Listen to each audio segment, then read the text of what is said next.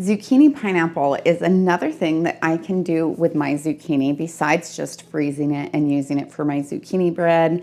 I suppose there's zucchini pickles and zucchini relish, but this one has been so fun because my family really likes to do homemade pizza, and we're able to use this on it, and it tastes so much like pineapple. The texture is a tiny bit different, but that's all.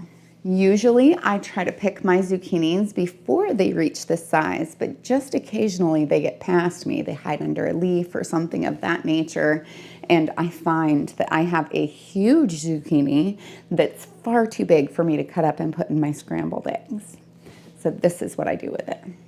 I begin by making my syrup, which uses 3 cups worth of sugar, 5 3/4 cups of pineapple juice, and 1.5 cups of lemon juice. The extra acidity is necessary because of the fact that zucchini isn't acidic in and of itself, so adding that lemon juice gets it up to the point where I can boiling water bath it as opposed to having to pressure can.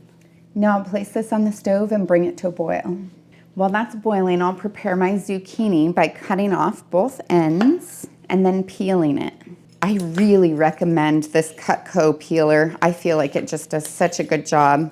I used to always peel everything with a knife because I felt like it was easier, but over time I've found that as long as you have a nice sharp peeler, it really is the way to go. This one will even peel the butternut squash and the pumpkins when I do those in the fall. I'll then cut directly down the center of my zucchini, and I'll de-seed it using a large spoon.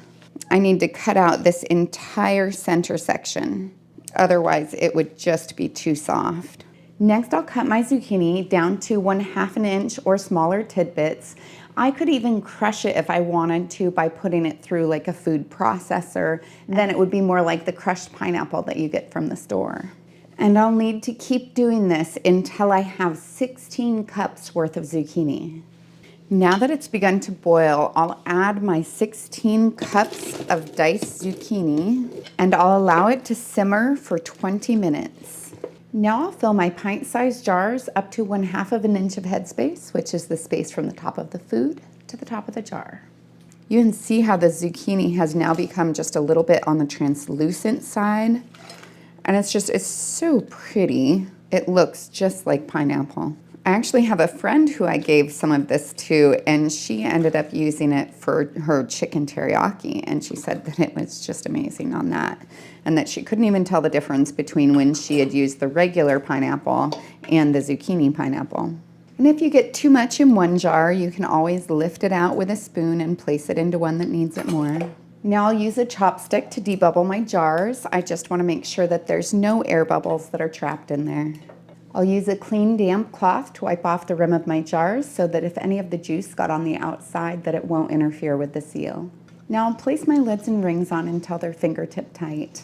I'm using Superb lids today. This is an American company, and I really like their seal. Their seal is nice and squishy. It's blue, which is kind of cute, but it's also a different kind of material than our standard lids.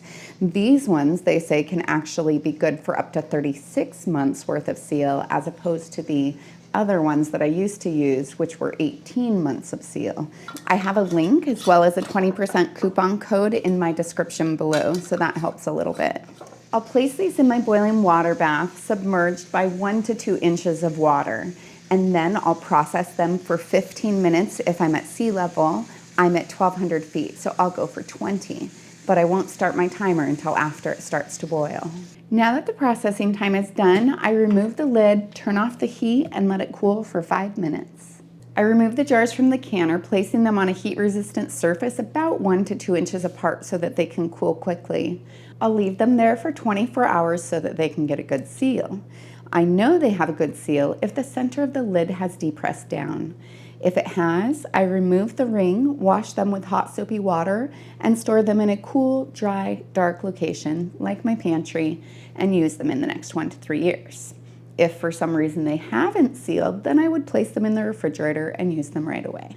Generally speaking, I wouldn't eat the zucchini right away because of the fact that it takes a little while for the flavor to infuse from the pineapple juice into the zucchini itself. I would usually wait about 3 weeks for that. but I'm just gonna eat it fresh today and I'll let you know if there's a difference.